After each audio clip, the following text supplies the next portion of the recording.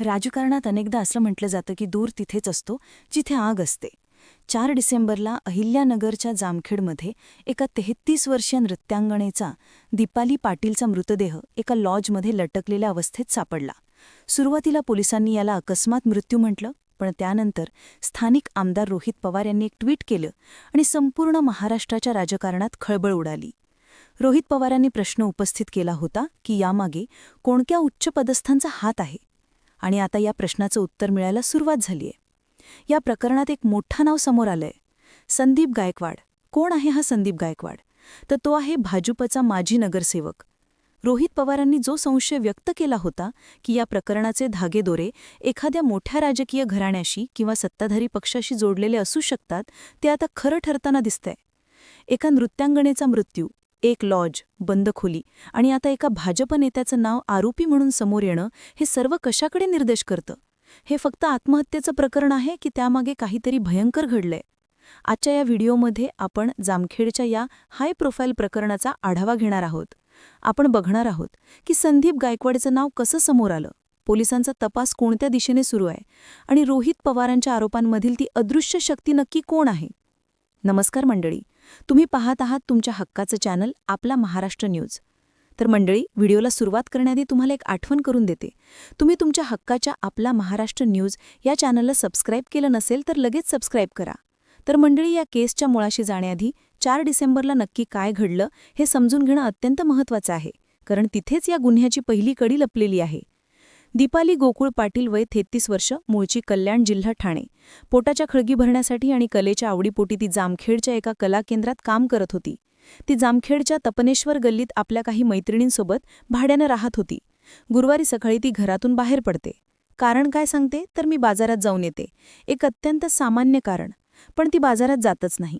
ती एक रिक्षा करते आणि थेट खर्डा रोडवरील हॉटेल साई लॉज गाठते. दुपार उलटते, पण दीपाली परत येत नाही. तिच्या रूममेट्स ज्या तिच्या काळजीपोटी फोन लावतात, पण फोन उचलला जात नाही. शेवटी त्या शोधाशोध करतात आणि रिक्षावाल्याच्या मदतीने लॉजवर पोहोचतात. तिथे काय दृश्य दिसतं? रूम आतून लॉक आहे. वेटरच्या मदतीने दरवाजा उघडला जातो आणि आत दीपालीचा मृतदेह गळफास घेतलेला अवस्थेत आढळतो. इथेच पहिला प्रश्न उभा राहतो. जी मुलगी बाजारात जाते सांगून निघाली, ती अचानक लॉजवर का गेली? तिला तिथे कोणी बोलावलं होतं का? आणि आता पोलिसांच्या तपासात जे नाव समोर आलं आहे, त्यामुळे या प्रश्नाचं उत्तर मिळण्याची शक्यता निर्माण झाली आहे. पोलिसांनी या प्रकरणात आता संदीप गायकवाड याला आरोपी केले. संदीप गायकवाड हा साधासुधा व्यक्ती नाहीये, तर तो भाजपचा माजी नगरसेवक आहे. जेव्हा हे नाव समोर आलं तेव्हा रोहित पवारांच्या त्या वक्तव्याला एक वेगळा अर्थ प्राप्त झाला. आठवा, रोहित पवारांनी काय म्हटलं होतं? त्यांनी थेट विचारलं होतं की ही आत्महत्या करण्यापूर्वी संबंधित महिलेसोबत कोण होतं? त्या व्यक्तीला कोणत्या उच्चपदस्थांचा वर्धाहस्त आहे? त्याच्या कुटुंबातील व्यक्तींनी कोणत्या पक्षाकडून निवडणूक लढवली? आता संदीप गायकवाड नाव आल्यावर हे स्पष्ट होतंय की रोहित पवारांचा हा रोग कोणाकडे होता. संदीप गायकवाड हा राजकीय पार्श्वभूमी असलेला व्यक्ती आहे. स्थानिक सूत्रानुसार आणि मीडिया रिपोर्टनुसार दीपाली आणि आरोपीमध्ये काहीतरी संबंध असण्याची शक्यता वर्तवली जात आहे. पण प्रश्न हा आहे की संदीप गायकवाड आणि दीपालीमध्ये नक्की काय झालं? तिला ब्लॅकमेल केलं जात होतं का? तिच्यावर कोणता दबाव होता का? लॉजवर जाण्यापूर्वी किंवा तिथे असताना त्यांच्यात काही वाद झाला होता का? पोलिसांनी संदीप गायकवाड याला आरोपी म्हणून घोषित करणं हे या तपासातील पहिलं मोठं यश आहे. पण हे फक्त हिमनकाचं टोक असू शकतं. या संपूर्ण प्रकरणात कर्जत जामखेडचे आमदार रोहित पवार यांची भूमिका अत्यंत महत्त्वाची ठरली आहे. जर त्यांनी सुरुवातीलाच आक्रमक भूमिका घेतली नसती आणि राजकीय कनेक्शनचा मुद्दा उपस्थित केला नसता, तर कदाचित हे प्रकरण अकस्मात मृत्यू म्हणून फाईलमध्ये बंद झालं असतं. रोहित पवारांनी इशारा दिलाय की यातून अनेकांचे काळे चेहरे उघड झाल्याशिवाय राहणार नाहीत. त्यांचा हा दावा खूप गंभीर आहे. याचा अर्थ संदीप गायकवाड हा कदाचित फक्त एक मोहरा असू शकतो. यामागे जामखेडमधील अवैध धंदे, कला केंद्रांमधील नृत्यांगणाचं शोषण आणि त्याला मिळणारा राजकीय आश्रय याचं एक मोठं रॅकेट असू शकतं. पवारांनी स्पष्ट केलंय की संबंधित महिलेला न्याय मिळवून देण्यासाठी हे प्रकरण दडपण्याचा कोणी प्रयत्न केला तर आम्ही तो यशस्वी होऊ देणार नाही. हा इशारा कोणाला आहे? प्रशासनाला की सत्तेत असलेल्या विरोधकांना? सध्या जामखेड पोलीस या प्रकरणाचा तपास करत आहेत. संदीप गायकवाड याला आरोपी करण्यात आलं असलं तरी अजूनही काही गोष्टींचा उलगडा होणं बाकी आहे. ते म्हणजे सीसीटीव्ही फुटेज. रोहित पवारांनी मागणी केल्याप्रमाणे लॉजचं सीसीटीव्ही फुटेज पोलिसांनी जप्त केले आहेत का? त्या फुटेजमध्ये संदीप गायकवाड दीपालीसोबत लॉजवर जाताना किंवा तिथून बाहेर येताना दिसतोय का? दुसरं म्हणजे मोबाईल डेटा. दीपालीच्या फोनमधील कॉल रेकॉर्ड्स आणि चॅट्समधून काय माहिती मिळते? शेवटचा संपर्क कोणाशी झाला होता? तिसरं आणि सर्वात महत्त्वाचं म्हणजे पोस्टमॉर्टम. मृत्यूची अचूक वेळ काय आहे आणि शरीरावर इतर काही जखमा आहेत का, ज्यावरून झटापट झाल्याचं सिद्ध होईल.